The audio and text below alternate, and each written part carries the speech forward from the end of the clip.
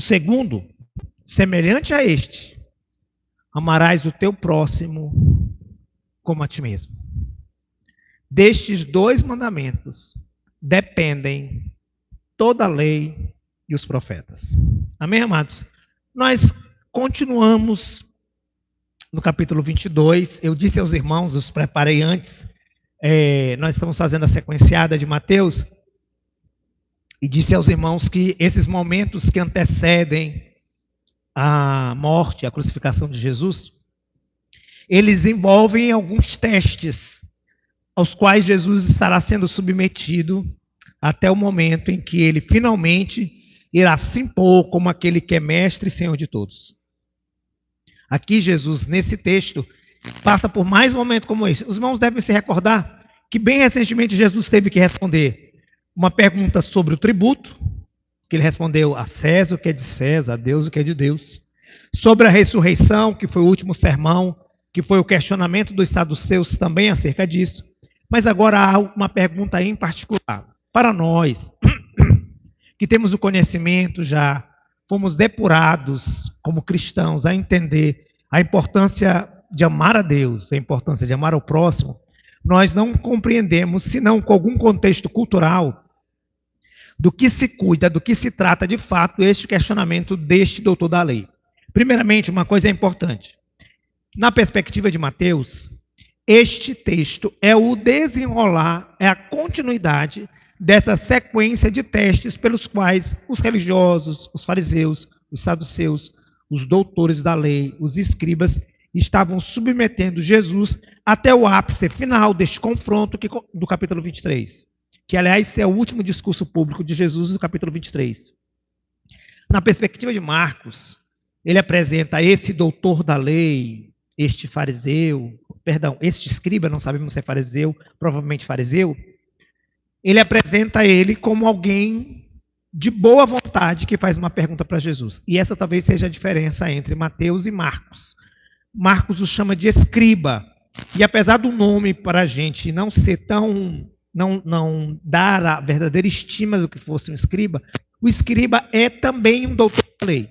Na verdade, para os fariseus, o escriba é um doutor da lei muito maior do que um sacerdote, porque o escriba ele é responsável de escrever, de portar e também de legislar a tradição.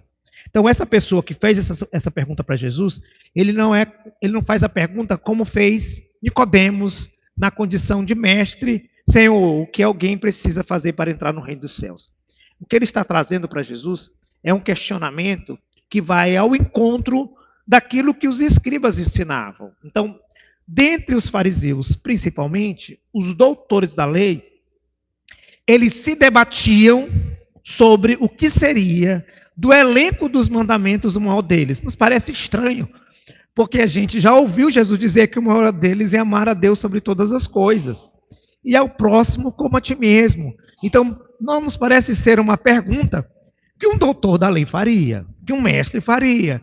Eu acho que qualquer criança da classe infantil, se perguntar para eles qual é o maior mandamento, amarás a Deus sobre todas as coisas. Eu penso que qualquer pessoa que já frequentou minimamente 3 ou 4 cultos responderia sem vacilar qual é o maior mandamento. Amará o Senhor, teu Deus, com toda a tua força, com todo o teu entendimento. Na época de Jesus, essa não era uma resposta tão simples.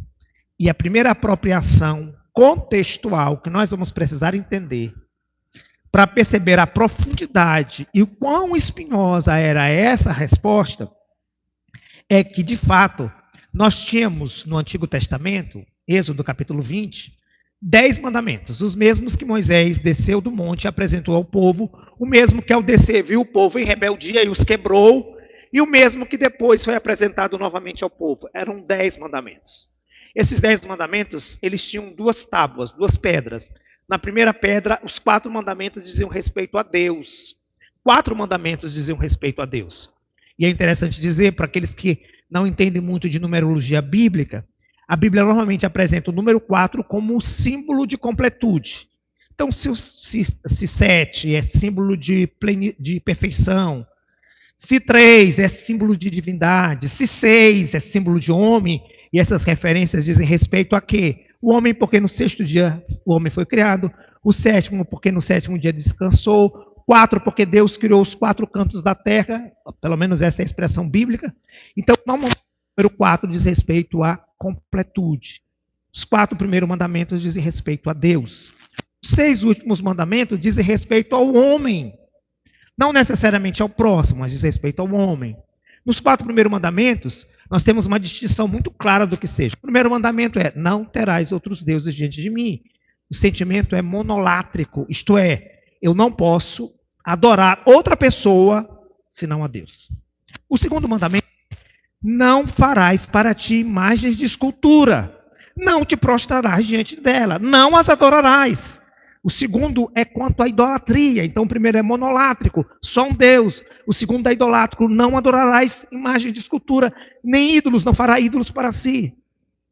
O terceiro mandamento diz respeito à presença e o respeito e autoridade de Deus. Não chamarás o nome do Senhor em vão. O nome do Senhor é sagrado. E o quarto mandamento, em relação ao Senhor, é: lembra-te do dia de sábado para o santificar. 6 dias trabalharás, mas o 7º é do Senhor. Nele não trabalhará nem tu, nem o teu escravo, nem a tua serva, nem os animais da tua casa. O quarto mandamento é o dia do Senhor. Os outros mandamentos dizem respeito à relação com o homem. E aí nós temos uma sequência: não furtarás, 5º mandamento. Não matarás, 5º mandamento. 5º mandamento: honrará pai e mãe. 6º mandamento: não matarás. 7º mandamento: não furtarás. 8º mandamento: não adulterarás. 9º mandamento diz respeito à relação com as pessoas. E o 10º mandamento diz respeito à relação de não desejar, de não cobiçar. E aí nós temos a completude de todos esses mandamentos. Pronto, me parece óbvio que a resposta era: os mandamentos se resumem a adorar a Deus, amar a Deus e amar ao próximo. Que fizeram os fariseus? Que fizeram os saduceus? Eles começaram a interpretar o que fosse cada um desses mandamentos e todas as multiplicidades que esses mandamentos trariam. Se eu receber um estrangeiro na minha casa, que mandamento é esse? Se eu não for hospitaleiro com aquele que vem da guerra, que mandamento é esse? Pasme, queridos. Eles conseguiram gerar dos 10 mandamentos 616. Eles conseguiram gerar mandamentos, 365 mandamentos do que fazer e 248 mandamentos do que não fazer. O farás e o não farás se transformou em 616 mandamentos, ao ponto que na época de Jesus as pessoas já não lembravam quais eram os decálogos, porque eram tantos mandamentos de não fazer e fazer que até mesmo eles estavam confusos, não parava por aí. Eles se debatiam e eles discutiam entre si dessa quantidade de mandamentos, qual era o maior de todos os mandamentos. Ao ser questionado por Jesus sobre tais mandamentos, a primeira coisa que Jesus cita é o chamado Shema. Para além dos mandamentos, existe o Shema, uma palavrinha que significa ouve. Quando Deus chama Israel, ele diz assim: ouve, ó Israel, o Senhor é o teu Deus, o Senhor é teu único Deus. Você amará o Senhor de todo o teu coração, de toda a tua alma e de todo o teu entendimento. Quando Jesus busca esse texto, que está lá em Deuteronômio, capítulo 6, versículo 5, ele está, na verdade, chamando-os a resumir a lei.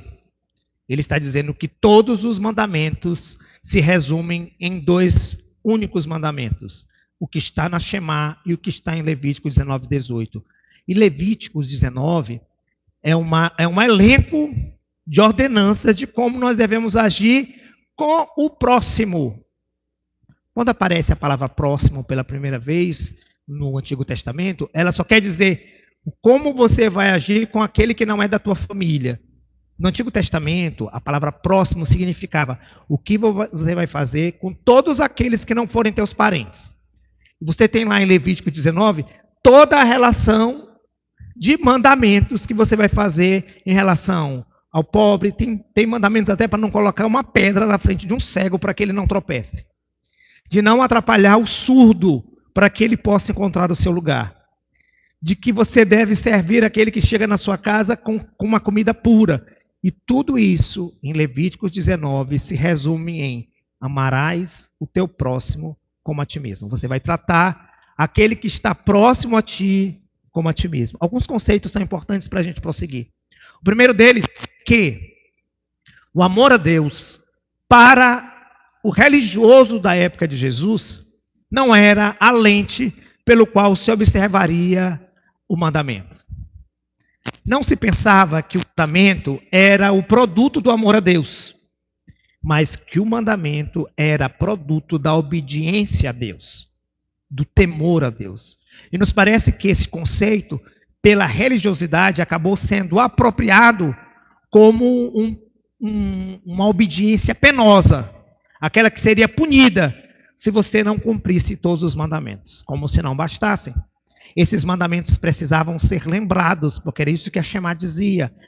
Não os 10, mas todos os mandamentos, todos os 616 precisavam ser escritos nas portas, nas paredes. Eles colocavam nas franjas, nos filactérios, nas franjas dos vestidos, anotações dos mandamentos, para que onde eles estivessem, por onde eles viajassem, eles lessem esses mandamentos e lembrassem: nossa, eu tenho que tratar bem o estrangeiro. Nossa, eu preciso evitar de fazer tropeçar aquele que é cego. Eles colocavam nas suas roupas esses mandamentos escritos, para que onde estivessem, esses mandamentos fossem lembrados. A primeira coisa que a gente precisa entender é que a lei, ela é boa. Ela é uma resposta generosa de Deus para a gente. Mas a lei, sem o amor, ela se mostra enferma, incapaz de trazer o resultado esperado por Deus. Quando Moisés decálogo com as 2 pedras, é como se ele pensasse em seu coração: pronto, aqui está, Deus nos deu um meio de agradá-lo. Aqui está em minhas mãos a ponte para Deus, o caminho para Deus. Eu não preciso mais subir, isso está textualmente. Eu não preciso mais subir, porque Deus veio até vocês. Se vocês cumprirem os meus mandamentos, ouve, ó Israel, eu serei o teu Deus e vocês serão o meu povo. Na mentalidade do povo, a lei, os 10 mandamentos e todos esses desdobramentos eram o meio, o caminho pelo qual eles deveriam obedecer ao Senhor. Dos 4 primeiros mandamentos, de terá um Deus, de não te prostrarás, de não tomarás o nome do Senhor em vão, de guardar e santificar o dia do Senhor, de não matar, não furtar, não adulterar, não dizer falso testemunho e finalmente não cobiçar. Todos esses mandamentos precisariam ser anotados para que não fossem esquecidos. Eu pergunto aos irmãos: uma mãe esquece do filho que amamenta? Uma mãe precisa anotar que o filho precisa comer? Por que não? Porque o caminho da obediência, do cuidado, é o amor. Se você precisa anotar: meu Deus, eu preciso lembrar de amar o meu filho. Eu tenho que anotar isso, senão vou esquecer. Eu preciso anotar de amar o meu pai, senão eu não vou conseguir amá-lo. Eu preciso anotar a lei para que eu não esqueça de cumpri-la. Aí Jesus diz assim: existe 2 lentes. E essas lentes convergem toda a lei para si. Os irmãos, não sei se os irmãos sabem o que é uma luneta, né? Para que uma luneta exista, ela precisa de 2 lentes, uma divergente e uma convergente. É preciso que a lente menor ela possa convergir para o nosso olho aquilo que a lente maior divergente conseguiu captar. O que Jesus está dizendo é que toda a lei, ela converge na lente de amar a Deus sobre todas as coisas e o próximo como a si mesmo. Se você não consegue entender, você jamais cumprirá a lei. E aí, alguns problemas surgem desse pensamento dos judeus, desse pensamento dos fariseus acerca da lei. Jesus está literalmente dizendo que todo o cumprimento da lei se resume numa só coisa: amar. E aí, algumas pessoas fizeram alguns raciocínios. Primeiro, bom, eu não preciso guardar a lei. Eu não preciso conhecer a lei. Eu não preciso sequer conhecer os mandamentos. Eu só preciso amar. E aí eu vou agradar a Deus. Me parece que seria uma resposta muito lógica. Porque se Jesus está dizendo que toda a lei se cumpre nesses dois preceitos do Shema, amarás a Deus sobre todas as coisas e o próximo como a si mesmo, então me parece que se alguém que ama muito, ela não terá problemas com religiosidade, não é isso? Estou certo? Se alguém ama a Deus, se alguém ama as pessoas, meu Pai do céu, nem de Bíblia ela vai precisar mais. Porque na Bíblia que vem dizendo tudo que a gente deve e tudo que a gente não deve fazer. No Decálogo, nós temos alguns mandamentos, e a grande maioria desses mandamentos é do não farás.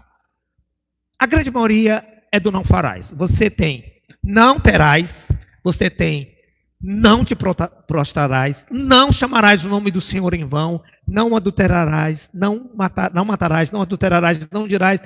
Não. Você só tem 2 mandamentos que é o fará. Só. Apenas 2 mandamentos. Lembra-te do dia de sábado para o santificar e honra, 5º mandamento, o teu pai e mãe para que se cumpra os preceitos sobre a terra. Isso significa dizer que nós temos 2 pensamentos. Aquilo que nós precisamos fazer e aquilo que nós não podemos fazer. E por conta disso, nós somos reféns dos homens e da religiosidade. Não faltam pessoas para nos dizer o que nós não devemos fazer. Jesus nos diz 2 mandamentos. Não é o que você não pode fazer. Não é o que você precisa se policiar para não fazer. É aquilo que você precisa fazer. Você precisa amar a Deus sobre todas as coisas. Você precisa amar a Deus com toda a tua alma, com todo o teu coração e com todo o teu entendimento. Você precisa amar o próximo como você mesmo. E aí, o grande problema é aquilo que Paulo vai nos anunciar. Primeiramente, nós não conseguiremos cumprir o mandamento. A Bíblia diz que nós estamos separados de Deus. Nós não amamos a Deus. Se a solução é muito simples, basta amar a Deus, a nossa natureza compromete o amor de todo entendimento, de toda alma, de todo coração. Eu quero dizer aos irmãos que é impossível, é melhor tentar cumprir os 10 mandamentos do que amar a Deus se não for de toda a alma, de todo o coração, de todo o entendimento. Só que isso é impraticável, homem. Nós somos fadados a não conseguir amar a Deus de todo o coração. Nós conseguimos amar a Deus em situação, nós conseguimos amar a Deus artificialmente, nós conseguimos amar a Deus por empolgação, nós conseguimos amar a Deus por emoção, mas nós não conseguimos amar a Deus de todo o coração. O pecado não nos deixa, não permite a vazão do verdadeiro amor de Deus. É impossível. E Paulo nos diz claramente isso. É impossível porque a lei está enferma pelo pecado que há em nós. A lei é boa, mas quando ela vem para nós, ela não consegue fazer aquilo para o qual ela foi destinada e que Moisés estava tão feliz com elas. Olha, eu trouxe a lei para que vocês a cumpram. Ele esqueceu que o nosso coração está enfermo pelo pecado. Nós não conseguiremos amar a Deus nem de todo o coração. A luta para amarmos a Deus é uma luta difícil, impossível, impraticável, porque nós estávamos separados de Deus pelo pecado. Segundo, nós não conseguimos amar o próximo, nem como ele mesmo, imagine como a nós mesmos. Porque a Bíblia diz que nós estávamos mortos em delitos e pecados e fazíamos as coisas que eram da nossa carne. Nós somos revoltados, rebeldes, odiosos, maus. O coração do homem maquina maldades. A nossa propensão, a nossa tendência não é para amar, é para desconfiar, é para desprezar, é para rejeitar, é para amargurar, é para odiar. Isso significa dizer que aquilo que parecia ser mais fácil se tornou mais difícil. Se é difícil, se era impossível cumprir a lei pela obediência, é muito mais difícil cumprir a lei pelo amor. A vida da gente não fica mais fácil quando a gente imagina que precisa cumprir a lei pelo amor. Porque nós não somos dados ao amor verdadeiro, perfeito. E aí, se não é possível naturalmente cumprir a lei do Senhor, porque não amamos como Deus deve ser amado, há um movimento de Deus em relação a nós. Se o amor é a nossa única alternativa de cumprir o mandamento de Deus, é o amor de Deus que vai nos ajudar a cumprir o primeiro e o segundo mandamento. É Ele que vai nos mover na direção do seu amor. Nós não encontraremos esse amor no mundo. Pelo contrário, a Bíblia diz que quem ama o mundo se torna inimigo de Deus. No mundo não encontraremos, nem nos homens, nem nas leis dos homens, a fonte, o poder, a capacidade, o conhecimento, o entendimento, capazes de nos fazer amar a Deus de todo o coração e o próximo como a nós mesmos. Isso é impossível. Quando aconteceu a Reforma Protestante, eles se depararam com um grande problema. Como nós cristãos vamos entender a lei a partir do novo entendimento? Eles estavam vindo de uma igreja, o romanismo, que havia feito uma releitura dos 10 mandamentos. Vamos tirar essa história de idolatria, deixa isso para lá. Vamos fazer uma mudança, vamos botar amar a Deus sobre todas as coisas, perfeito. Vamos tirar essa história de guardar e santificar o Senhor um dia, vamos botar guardar e domingos e festas. Vamos dar uma mexida nisso aqui, que isso aqui está muito, muito bíblico. E quando os reformadores se depararam com esse questionamento, eles se perguntaram como nós interpretaremos a graça, os conceitos do Decálogo. Calvino pensou que talvez fosse melhor interpretar todo o Novo Testamento a partir de um pacto único, em que o Decálogo, ou os 10 mandamentos, fosse a mesma esteira, tanto no Antigo Testamento quanto no Novo Testamento, para que nós, homens, exercêssemos o amor a Deus. O pensamento de Calvino se replica no meio dos puritanos e chega à tradição protestante. Muitas igrejas protestantes, eles ensinam seus filhos, ensinam a comunidade a lei do amor, o primeiro e o segundo mandamento, com a lei divergente do Decálogo. Então eles ensinam, meu filho, você quebrou o primeiro mandamento, você quebrou o segundo, você quebrou o terceiro, porque essa é a lei, esse é o entendimento de que a esteira permanece. Lutero ficou com medo de fazer isso. Lutero pensou, meu Deus, nós construímos tanto e tão bem os novos conceitos da graça de Deus e agora nós podemos correr o risco de retomar as mesmas ordenanças que nos cativavam e nos ameaçavam em relação à nossa liberdade cristã. Então ele parou e pensou. Por isso, o discurso de Lutero é tão confuso em relação ao Decálogo. Ele entende que toda a convergência de toda a lei, de todo mandamento, passam pelos mandamentos do Senhor. Eis que vos dou um novo mandamento. Um novo mandamento eu vos dou. Vocês precisam se amar como eu vos amei. Para Lutero, a lei moral, a presença da lei moral, ela é importante, mas ela não é a esteira pela qual nós devemos caminhar. Nós devemos caminhar pelo amor, fruto do Espírito, poder do Espírito, fluência do Espírito, e esse é o caminho gracioso para algumas pessoas.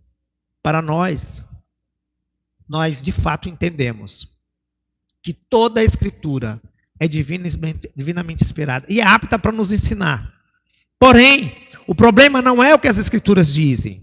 O problema é que o nosso coração precisa ser primeiramente transformado. Que resposta eu posso dar para vocês de qual é o grande mandamento? O grande mandamento é o amor. O amor a Deus e o amor ao próximo. Mas o grande mandamento para nós, ele é impossível. Para nós, porém, não é impossível para Deus. Por quê? Ele nos amou primeiro. A Bíblia diz que Deus nos amou quando nós ainda éramos pecadores. Olha o movimento de Deus para nós. Mortos em delitos e pecados, impossível amar a Deus, impossível amar o próximo, e Deus se movimenta em amor para nós. Ele nos amou intensamente. A Bíblia diz que Deus amou o mundo de tal maneira que deu o seu único filho para que todo aquele que nele crê não pereça, mas tenha vida eterna. A Bíblia diz que aquele que ama a Deus e aquele que ama o próximo, ele só ama a Deus e só ama o próximo, porque Deus enviou o seu Filho para fluir e derramar o seu amor em nós pelo Espírito Santo. Romanos, capítulo 5, versículo 5, Samile, por favor.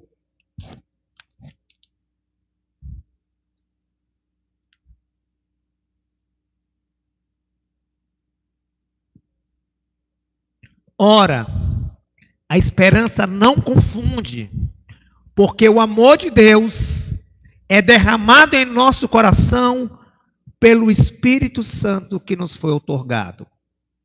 Que bênção.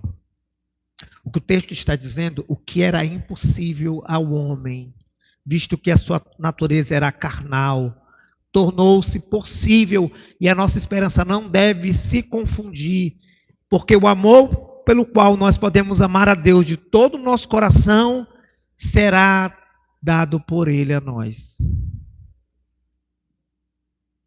Só é possível amar a Deus de todo o coração se o amor não for do nosso coração. Se vier do coração de Deus para o nosso. E esse é o grande problema da religiosidade. E esse é o grande problema do esforço humano. Se um homem não entregar a sua vida a Cristo, se ele não for recebido por Deus, se ele não receber a Deus em seu coração, se o amor de Deus não fluir por meio dele, ele jamais conseguirá amar a Deus em seu coração. A Bíblia diz, Efésios capítulo 5, versículos de 1 a 2,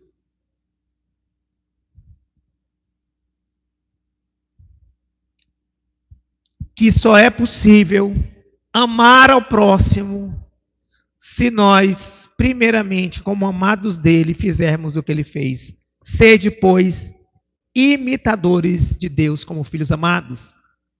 E andai em amor, como também Cristo nos amou e se entregou a si mesmo por nós, como oferta e sacrifício a Deus em aroma suave.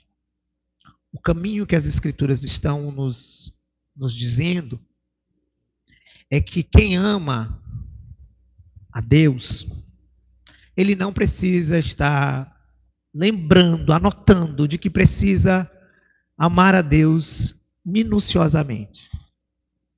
Ele tem o Espírito Santo de Deus para em seu coração e sua consciência direcioná-lo nas suas decisões. Quando ele se depara com uma situação em que ele não demonstrará o verdadeiro amor de Deus, ele tem o Espírito que lhe foi dado, para que o Espírito lhe lembre, isso não é um ato de amor para com Deus. Isso não é a forma de amar a Deus. Uma coisa importante, e isso também nós precisamos considerar, quando nós tememos, quando nós receamos a insegurança de cumprirmos o mandamento de Deus, de amar a Deus sobre todas as coisas e o próximo como a nós mesmos. E alguns dizem, meu Deus, eu preciso de referências. Como é que eu vou demonstrar que amo o meu irmão se eu não tiver referências de amor? Como é que eu vou demonstrar que amo o próximo como a mim mesmo se eu não tiver referências de amor? E aí eu quero trazer à leitura aquilo que Paulo diz em Romanos, capítulo 13, versículo 9.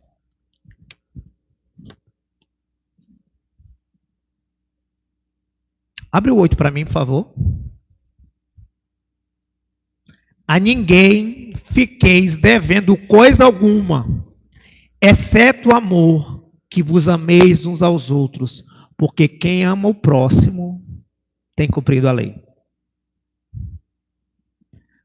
Por isso, não adulterarás, não matarás, não furtarás, não cobiçarás. E se há qualquer outro mandamento, tudo nesta palavra se resume: amarás o teu próximo como a ti mesmo. E é interessante dizer, e nós estamos nos encaminhando para a conclusão, mas é interessante dizer que o verdadeiro amor que flui em nós, dentro de nós, em direção ao próximo, ele é confrontado o tempo todo pela nossa natureza carnal. Paulo, escrevendo aos Romanos, no capítulo 7, a partir do versículo 15, pode abrir para mim, Samir? Porque nem mesmo eu compreendo o meu próprio modo de agir. Pois eu faço o que prefiro, não faço o que prefiro, e sim o que eu detesto. Ora, se faço o que não quero, consinto com a lei que é boa. Nesse caso, quem faz isso já não sou eu, mas o pecado que habita em mim. Porque eu sei que em mim, isto é, na minha carne, não habita bem nenhum, pois o bem está em mim, não porém o fazê-lo. Porque não faço o bem que eu queria fazer, mas o mal que eu não queria fazer é o que eu acabo fazendo. Mas se eu faço o que não quero, já não sou eu quem faz, e sim o pecado que habita em mim. Então, o querer fazer o bem, encontro a lei de que o mal reside em mim. Porque no tocante ao homem interior, eu tenho prazer na lei de Deus. Mas vejo nos meus próprios ombros outra lei, que guerreando contra a lei da minha mente, me faz prisioneiro da lei do pecado que está no meu corpo, isto é, nos meus membros. Desventurado homem que sou. Quem me livrará do corpo desta morte? Mas graças a Deus por Jesus Cristo, nosso Senhor, de maneira que eu de mim mesmo, com a mente, sou escravo da lei de Deus, mas segundo a carne, da lei do pecado. E aí, se os irmãos não entenderam o que Paulo está dizendo, ele não está falando do Paulo antes de conhecer o Senhor. Ele está falando do Paulo de hoje. E se ele está falando do Paulo, ele está falando do Márcio de hoje. Ele está falando do Rafael de hoje. Ele está falando da Helena de hoje. Ele está dizendo que ele tem prazer na lei do Senhor. Ele tem prazer em amar a Deus. Ele tem prazer em amar ao próximo. Mas isso não é feito sem guerra. No seu corpo, em seus membros, há uma guerra. Há uma luta. Significa dizer, irmãos, que o amor que vem de Deus, que flui em nós, pelo Espírito Santo, para amar ao Senhor e para amar ao próximo, flui em nós, está em nós, porque o Espírito Santo está em nós e continuará em nós, para sempre em nós, graças a Deus, para nos fazer cumprir a lei de Deus. Mas isso não é uma troca de chip. Isto é uma obra. Eu quero que vocês entendam uma coisa. Não é possível guardar a lei de Deus, nem o primeiro, nem o segundo mandamento, se Cristo, nosso Senhor, não nos religar a Deus. Segundo, só é possível amar a Deus, só é possível amar ao próximo, se o Espírito Santo estiver em nós. Terceiro, estando Ele em nós, permanece em nós a lei do pecado. Mas, graças a Deus, por Jesus Cristo, nosso Senhor, de maneira que, embora eu esteja ainda preso a este corpo, eu tenho o Espírito Santo de Deus, que frutifica em mim o amor capaz de amar a Deus e de amar ao próximo. Isso significa algumas resoluções. E essas resoluções vão encaminhar a resposta de Jesus para este rapaz. Versículo 36. Mestre, qual é o grande mandamento na lei? Respondeu-lhe Jesus: amarás o Senhor teu Deus de todo o coração, de toda a tua alma e de todo o teu entendimento. Este é o grande mandamento. O segundo, semelhante a este, é: amarás o teu próximo como a ti mesmo. E destes dois dependem toda a lei e os profetas. Em suma, Jesus está dizendo que isto aqui, esse livro, e ele falava da Bíblia do Antigo Testamento, porque ainda não tinha sido escrita a Bíblia do Novo.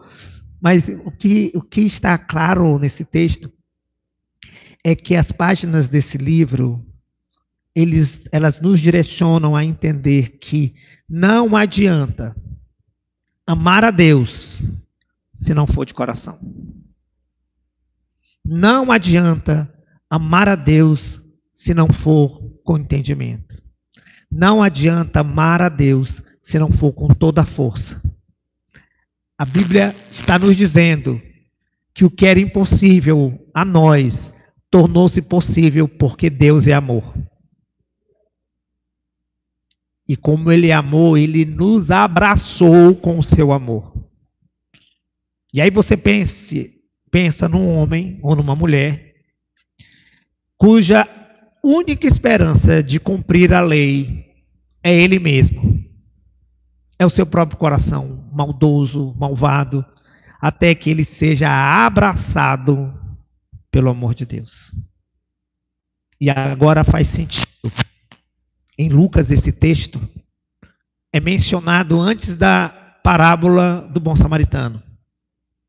E Jesus é perguntado qual é o grande mandamento, e ele diz: amarás a Deus sobre todas as coisas e o próximo como a ti mesmo. E alguém pergunta: Senhor, quem é o meu próximo? Todos aqueles que estão ao seu alcance, que estão no seu raio de vida, que passam pela sua história, todas essas pessoas são teu próximo. E, particularmente, esse texto de Lucas 10 me fez pensar que os mandamentos do Antigo e do Novo Testamento, eles nos direcionam ao seguinte pensamento: eu não fiz, eu não matei, eu não furtei, eu não adulterei, eu não cobicei, eu não disse o falso testemunho contra o meu próximo, então eu não quebrei a lei de Deus. E o bom samaritano poderia ter pensado assim: não fui eu que roubei. Não estou quebrando o mandamento. Porque não fui eu. E aí Jesus nos diz que, na verdade, o amor ao próximo vai além do não farás e vai além do farás. É por isso que todas as coisas, todo o fazer, todo o querer, está no amor de Deus em nós. Finalmente, Jesus diz que o nosso amor a Deus e o nosso amor ao próximo é resultado da consciência da nossa gratidão em relação a Deus. Ao ser tocado por uma mulher, o que seria indigno de um mestre, ao permitir que essa mulher tocasse os seus pés e pegasse os seus cabelos como um escândalo para o seu tempo. Os cabelos naquela época eram sagrados. As mulheres não poderiam sequer mostrar os cabelos. Os cabelos das mulheres eram como mostrar a sua nudez. Era como andar de biquíni. Os cabelos precisavam estar cobertos, porque era uma parte sedutora, como mostrar os seios. E aquela mulher enxugou os pés de Jesus com seus cabelos. Culturalmente, é como se hoje uma mulher tocasse algo nele de forma impura. E ao ser questionado por que ele permitia isso, a resposta dele foi: porque aquele que mais é perdoado, mais demonstrará amor. E eu quero concluir antes da aplicação, perguntando para você, diante desse sermão, o quanto você se sente verdadeiramente perdoado? E o quanto você se sente mais que perdoado? E essa resposta vem com o fato de você reconhecer que é o pior dos pecadores. Que você, na sua vida, na sua história, você é o pecador. Isso tem a ver que na nossa história de vida nós nos projetamos como os heróis da história. Todo mundo é vilão e alguns são figurantes. Mas eu sou o herói. Foi a mim que magoaram. Foi a mim que atropelaram. Na leitura de vida, na sua leitura de vida, você é o herói. E Jesus é alguém que vem para esse espaço. Mas todos os outros foram vilões na sua trajetória de vida. O que Jesus está dizendo é justamente o oposto. Ele está dizendo, aos olhos de Deus, você é o vilão. E Deus sabe que você é o vilão. E no íntimo, você sabe que nessa história, você é o vilão. Você é o pecador. Você é o mentiroso. Você é o roubador. Você é o impuro. Você é o que não leva Deus a sério. Você é aquele que não ama Deus de todo o coração. Você é aquele que não ama o próximo como a si mesmo. Na sua história de vida, você sabe que é você o vilão dessa história. E o que ele está dizendo é, eu sei, não é só você. Eu te conheço, conheço a tua vida, conheço o teu coração. O que eu estou dizendo é que eu posso abraçá-lo com o meu amor. E eu posso enviar o meu Espírito e ele fluirá o meu amor sobre você. E você não precisará mais viver a síndrome do impostor, em que todo mundo acha que você é boa gente e eu sei quem você é. Em que todo mundo sabe, que as pessoas acham que você é uma coisa, mas eu sei que você é outra, mas você não precisa viver isso. Eu posso fluir o meu amor para que você ame a Deus sobre todas as coisas. E o próximo, como a ti mesmo. Vamos aplicar.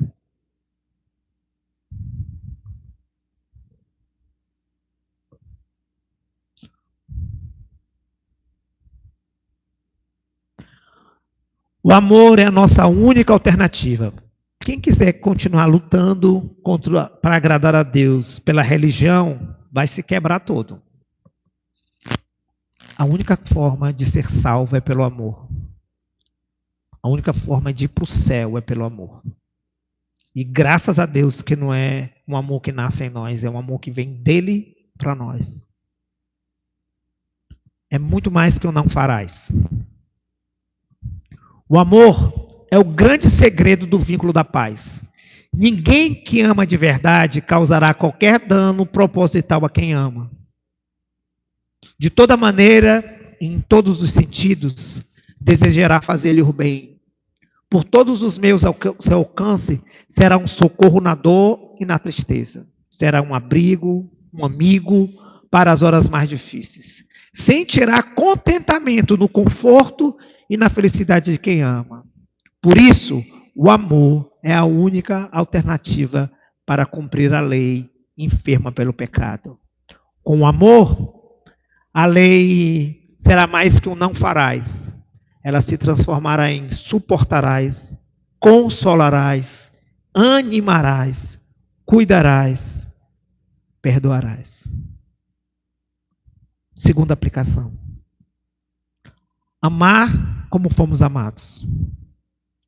O que motiva a bondade verdadeira, Samir? Senão o amor. Quando amamos, confiamos. Quando amamos, acreditamos no cuidado do outro. Quem ama não deseja mal. Quem ama protege, cuida, caminha junto. Quem ama se sente seguro e faz com que o outro se sinta também. Devemos nos sentir assim em relação ao Pai.